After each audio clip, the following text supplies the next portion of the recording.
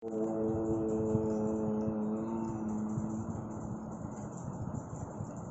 मृत्यु उसकी हो जो कर्म करे चांडाल का, काल भी उसका क्या बिगड़े जो भक्त हो महाकाल का। मेरा दोस्त जिंदा हो गया। बाद में बंदर चौक में खोडियार माता जी का छोटा सा मंदिर जो सत्कार होटल के नीचे था। मेरी बात जो अब आ रही है वो मानो या ना मानो ऐसी है, लेकिन जो मेरे साथ घटना घटी है वही मैं बता रहा हूँ। आपको समझ में आए न समझ में, ईश्वर की कृपा। तो हम वहाँ खोडियार माता जी के मंदिर के ऊपर बैठ गए नीचे, और 5 अगरबत्ती मैंने जलाई, और मेरा दोस्त मेरे पास में ही बैठा था। वहाँ दीवार के अंदर खोडियार माता जी का छोटा सा फोटा था। तो हमने वहाँ अगरबत्ती की, और मैंने माँ को किया कि माँ हमारी जो कुछ भूल चूक हो गई होगी उसी को माफ़ करना, और मेरे दोस्त को आपने जिंदा किया तो मैं आपका आभार मानता हूँ, और हमारे जीवन में कोई परेशानी ना आए। ऐसा बोल के मैंने नमस्कार किया। बाद में मेरा दोस्त माता जी का छोटा मंदिर था, उसका दरवाजा उसने खोला, और उसने ऐसे करके माँ को प्रणाम किया। तो उसको तो क्या देखा मेरे को पता नहीं, लेकिन वो जो माता जी को नमस्कार कर रहा था तो मुझको ऐसा दिखा कि माता जी का फोटो जो दीवार में था, वो फोटो के साथ दीवार पीछे चली गई।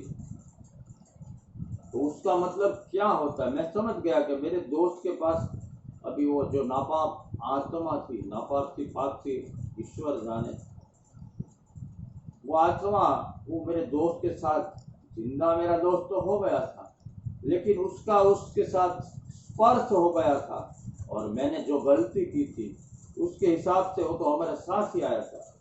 मेरा दोस्त जिंदा हुआ था, लेकिन वो आत्मा उसके साथ लग गई थी, वो निकली नहीं थी। तो माता जी ने मेरे को प्रेरणा दी कि इसके साथ तो आत्मा भी है, तो माँ किसी से डरती नहीं, माँ किसी से दूर नहीं होती, लेकिन उसका मतलब क्या है जो कहते हैं ना, नुगरा से तो नारायण भी दूर चले जाते हैं, नुगरा थी नारायण दूर है। એટલે માએ તો મને प्रकाश पायो, माँ ने तो मेरे को वो प्रकाश दिया कि उसके अंदर अभी आत्मा है। वो जो कुछ दिखाई दिया था वो फोटो पीछे से लगाया था, वो सिर्फ मेरे को एक प्रेरणा मिली थी, एक प्रकाश मिला था। माँ किसी से डरती नहीं है। उसके बाद में हम अगरबत्ती जला के बाद में गंगेश्वर होटल के ऊपर वापस आ गए। तो होटल के मैनेजर थे भिखा भाई, आज की तारीख में वो भिखा भाई वहां पर मैनेजर है। आपको अगर जानने की उत्सुकता हो तो गंगेश्वर होटल में जाके भिखा भाई मैनेजर को पूछ लेना। तो हम वहां गए और वापस होटल में आ गए। तो भिखा भाई ने हमको बोला कि बापू मैं बार बार जाता था दीव में और गंगेश्वर में ही ठहरता था। तो भिखा भाई ने बोला बापू उधर आप कहाँ गए जलंधर बीच के ऊपर के वो मोजाम्बिक होटल वाला लड़का था ना, जो ये घटना घटी थी तब वो वहीं पर था जो ऑटो बुलाने के लिए।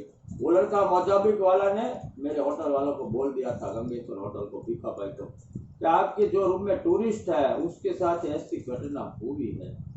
तो वो घबरा गया और मेरे को कहने लगा जलंधर बीच के ऊपर आपको नहीं जाना चाहिए, वहाँ तो बहुत भूत प्रेत होते हैं। तो मैंने कहा हम तो बार बार आते हैं और हमको क्या पता, आप तो अभी बता रहे हैं, लेकिन हो गया तो हो गया, हमारी किस्मत में कुछ ऐसा लिखा होगा। ऐसा कह के बेफिक्र होकर हम तो हमारे रूम के अंदर चले गए।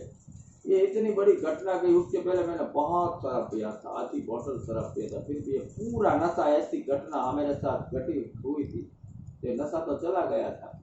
तो रूम में जाके पहले मैंने स्नान कर लिया और मेरे दोस्त को मैंने बोला तुम भी स्नान कर लो, और मैं धीरे धीरे थोड़ा पीता हूँ, शराब पीता हूँ तो मेरे को अच्छा लगेगा। तो क्या है, भय से तो छुटकारा पाने के लिए कोई नशा करे तो अच्छा लगता है। सबसे बड़ा नशा तो ईश्वर का नशा होता है, निजानंद का नशा होता है।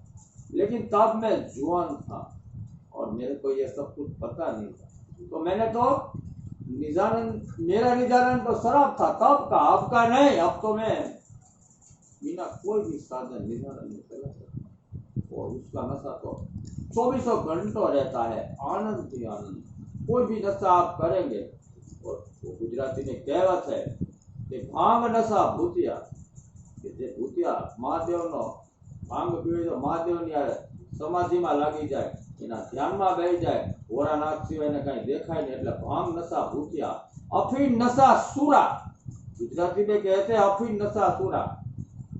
तो क्या जो गांव के अंदर चौराया होता है, वो क्षत्रिय लोग राजपूत लोग चौराहे के अंदर बैठते हैं, जिसके पास पैसे बहुत होते हैं वो बैठते हैं और दूसरे लोग को अफीण वगैरह देते हैं, और चौराहे के ऊपर से तो सभी का सुख दुख का, गांव में किसी के घर में सुख है दुख है वहां चर्चा होती थी, और कोई भी समाज के हित में जो निर्णय लिए जाते थे वो एक चौराहे के ऊपर से लिए जाते थे, और चौराहे के ऊपर तो 5, 6, 8, 10 आदमी तो बैठे ही रहते हैं, जैसा गांव उतनी संख्या होती थी, और वहाँ अफीण का नशा होता है। तो अफीण नशा सूरा, उसका मतलब क्या है? अफीण नशा सूरा उसका मतलब है कि कोई राजपूत या कोई भी वहाँ अफीण पी के बैठा है, उसको अपनी बॉडी के ऊपर कोई ध्यान नहीं है, फिर भी अगर कोई समाचार दे कि हमारे पंथक में कोई गोधन को लेके भाग रहा है, कोई नुकसान कर रहा है समाज का, तब वो अफीण का नशा किया होता है।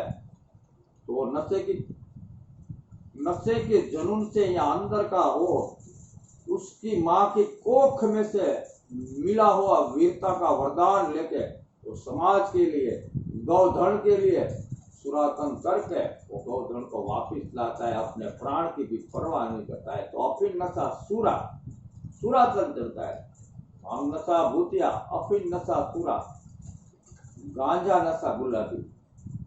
एक संसार के अंदर से आदमी जिसको ईश्वर की खोज में जाना है, अपना अपन कौन है ऐसी खोज जिसको करनी है, तो समाज में से विमुख हो जाता है, एकांत में कहीं चला जाता है, तो उसका ध्यान नहीं लगता। तो हमारे परिवार के अंदर से गया हुआ आदमी होता है, तो उसको हम याद आते हैं, किसी को अलग अलग आदमी को अलग अलग कोई चीज या माया याद आती है, तो उसके हिसाब से उसका ध्यान नहीं लगता। तो गांजा नशा करता है, तो उसका नशा होने के बाद तो पूरे समाज के ऊपर से ध्यान उठ जाता है, वो खुद कौन है वो भूल जाता है, और अपने आप जो ध्यान लग जाता है। तो वो क्या बोलते हैं? अफीण नशा सूरा, भांग नशा भूतिया और गांजा नशा गुलाबी।